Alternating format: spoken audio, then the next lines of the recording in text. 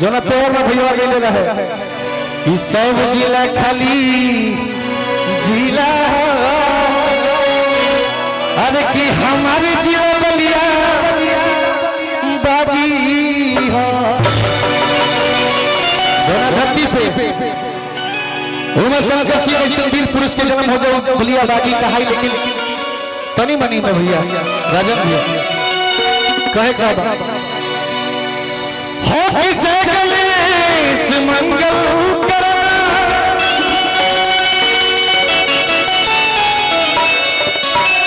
जय गणेश मंगल करना विघ्न हरहु गणरा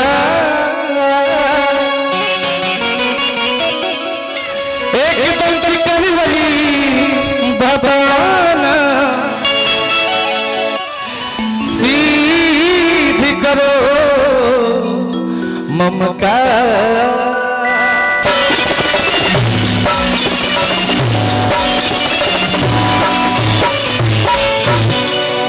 एक लाइन गणेश भगवान के एक ही लाइन में भैया बढ़ा कर रखिए ना भैया हल्का सा। हो कि सरस्वती ने सूर दिया सरस्वती ने सूर दिया गुरु दी हो गया कि माता पिता ने जन्म दियो कर्म लिखे भगवान।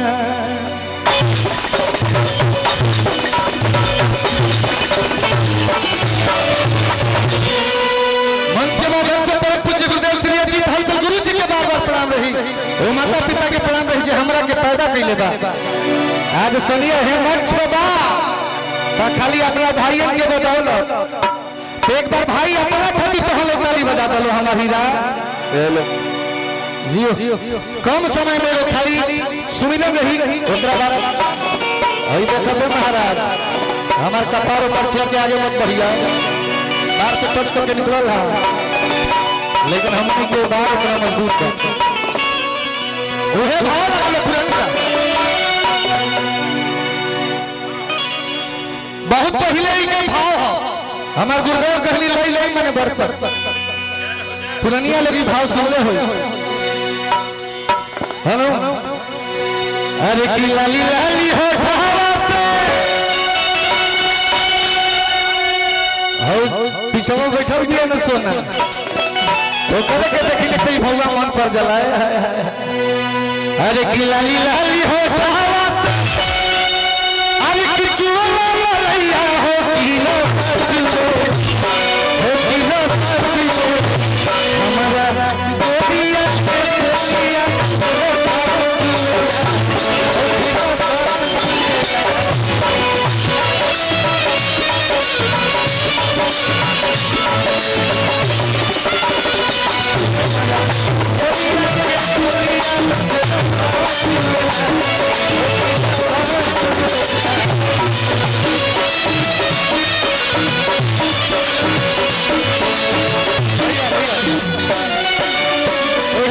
सहारे अपना बाबा की याद करे के बाद जगह कृपा से सनिया जानल जाता है रोला से माने नहीं जा तो बाबा की याद करे के बाद कहे के बाबा शुभम भैया अरे की बाबा बलेश्वर जी के की बाबा बलेश्वर जी के महिमा महान हो जहां के बाबा बलेश्वर के मानेला के बोलिए चलो महाशिवरात्रि के दिन हम कहते अगर भाई पर विश्वास हो तो बाबा से नेह जोड़ ली जवन मन में चलो चल कौन बाबा पूरा कर ले। अरे की बाबा बलेश्वर जी की बाबा बलेश्वर जी महिमा महान हो जहां हो जहां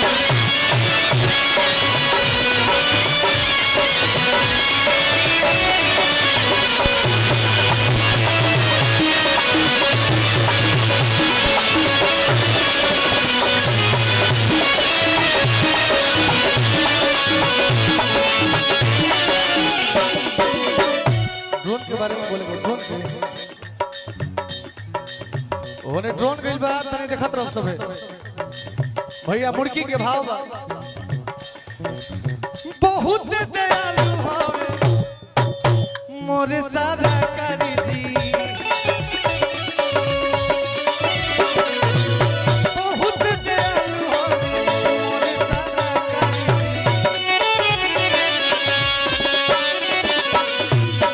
बहुत दयालु हवे मोर सरकार जी जे भी जाला दर पे आवे जिंदगी सार जी।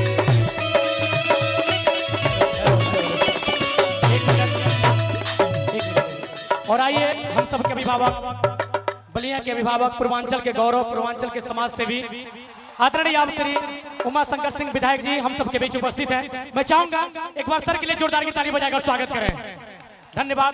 आइए सर। आप सबके हाथ जोड़ के प्रणाम बा और साथ ही आग्रह भी है आप सबसे। मैं अपने नौजवान भाइयों से अपील कर रहा हूं, आग्रह है मेरा कि अभी ये प्रोग्राम बहुत देर तक चलेगा। अभी तमाम बड़े कलाकार अभी और पहुंचने वाले हैं। आप लोग आराम से उधर आप देखेंगे, उधर साउथ की तरफ पूरा नाश्ता लगा हुआ है। उधर हमारी माताएं बहनें भी बैठी हुई। अब देखिए अभी लोग कुर्सी पे खड़ा हो जाएंगे। आप पढ़ने के बाद बोलेंगे कि पढ़ते पढ़ते थक गए, में नौकरी नहीं खेला गया, तो कुर्सी केंगे मिली। जेवना कुर्सी पर बैठे के बाद वो कुर्सी पे केहू जूता धरी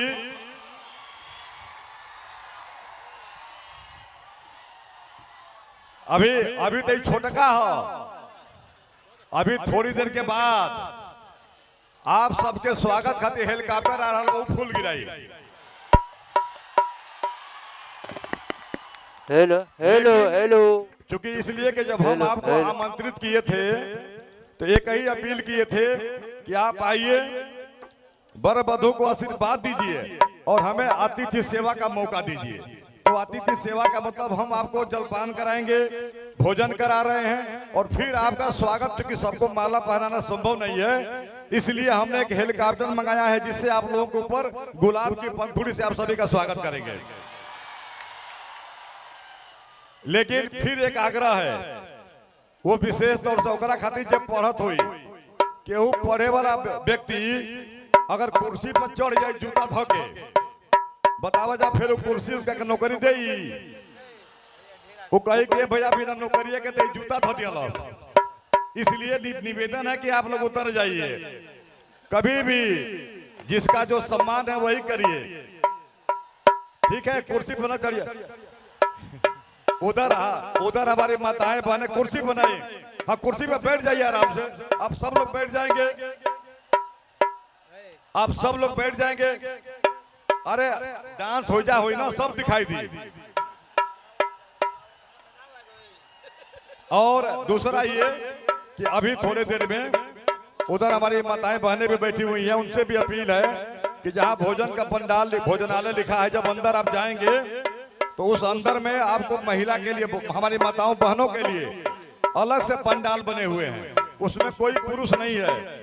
हम वहां पे जिनकी ड्यूटी लगाए हैं उन लोगों से कहे हैं कि अगर कोई महिला पंडाल में जाने की कोशिश करता है पुरुष, तो आप लोग हाथ जोड़ के ये कहना कि भाई हम पहचानने में गलती किए, हम नहीं जाने कि आप महिला है, क्या आप इसमें जा रहे हैं।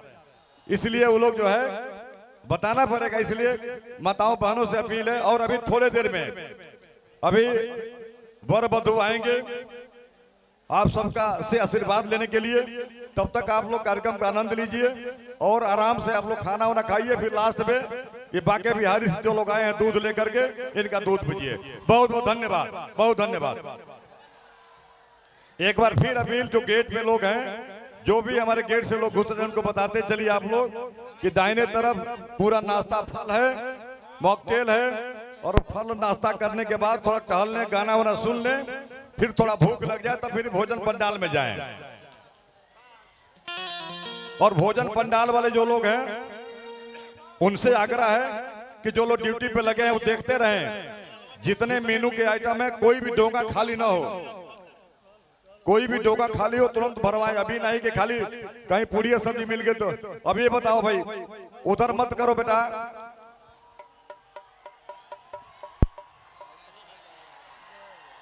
अच्छे अभी बतावा जा, जे स्वभावे से बानर बा उ पेड़े पर न चढ़ी। अब अगर बानर के कहा, बानर के नरियल दिया ही तो नरियल के माटी ईटा से थोड़े फोड़ी, वो कपार से फोड़ी, नरियल फूटी ना, कपार फूट जाए कि ना फूट जाए। तब जे बानर स्वभाव के भाव कर रोकल ना जा सकल, वो पेड़े पर मिली। चलिए बहुत बहुत धन्यवाद। अभी विधायक जी जो आप सबको थोड़ा सा